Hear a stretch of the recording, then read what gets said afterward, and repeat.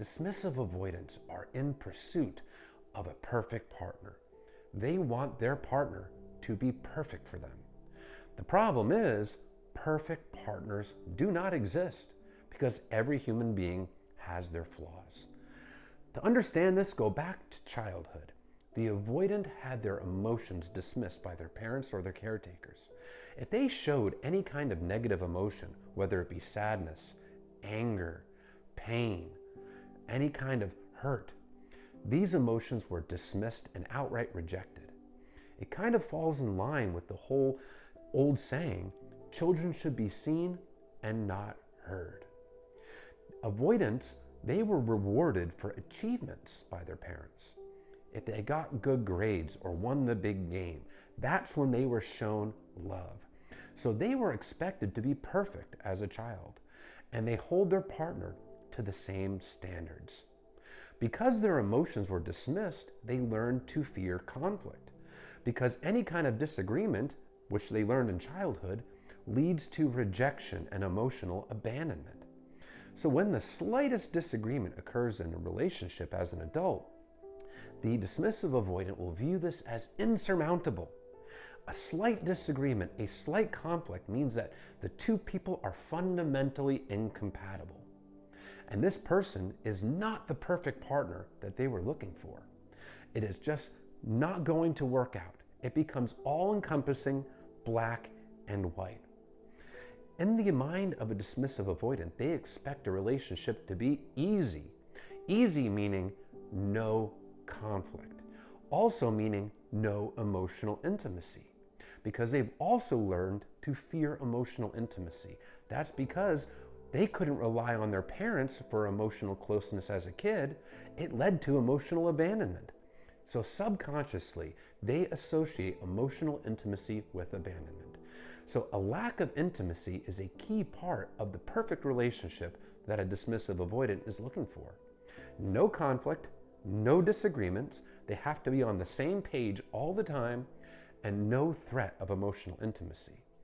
When their partner asserts their wants and needs, that is too much pressure. That is not the perfect relationship for the avoidant.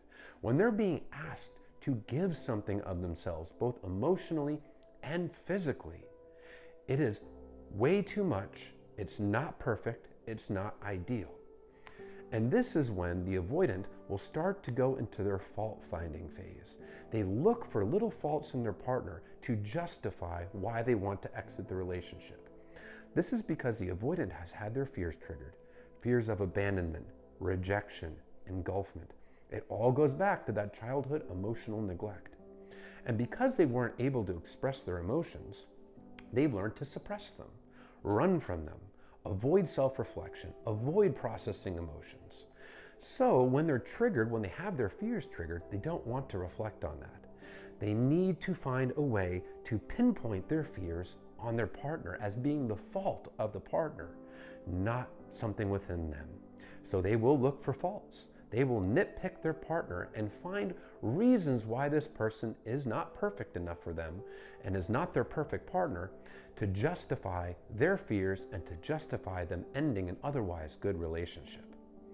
Now, this will continue until the avoidant actually does the difficult work of self-reflecting and taking accountability and working to heal their attachment wounds.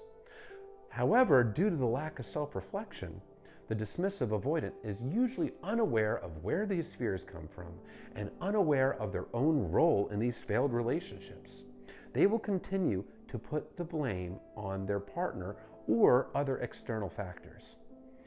If everything was going wonderful in the relationship and then you had one small disagreement and then the avoidant abruptly left the relationship saying it was incompatible, understand, this is not your fault.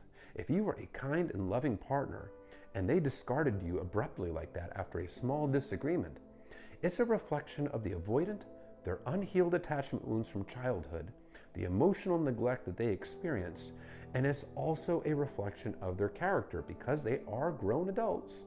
They could choose to consider the emotions of their partner. They could choose to work on themselves. They could choose to not only think of themselves and think of their partner as well. Now, it is a choice.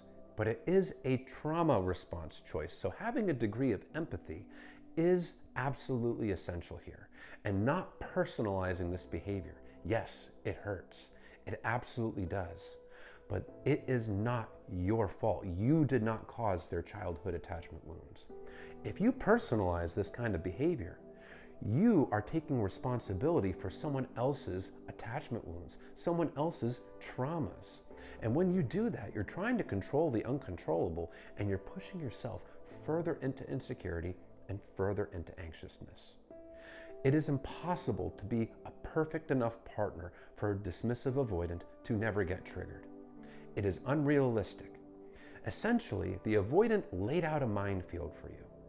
And yeah, maybe you could go back in time and prevent yourself from stepping on this landmine or that landmine, which represent their triggers, but it's impossible to navigate the minefield without stepping on a landmine. There are so many landmines, so many triggers that the avoidant has out there that nobody can reach the other side of the minefield unscathed. Not until the avoidant does the work, which, by the way, should include therapy with a licensed psychotherapist.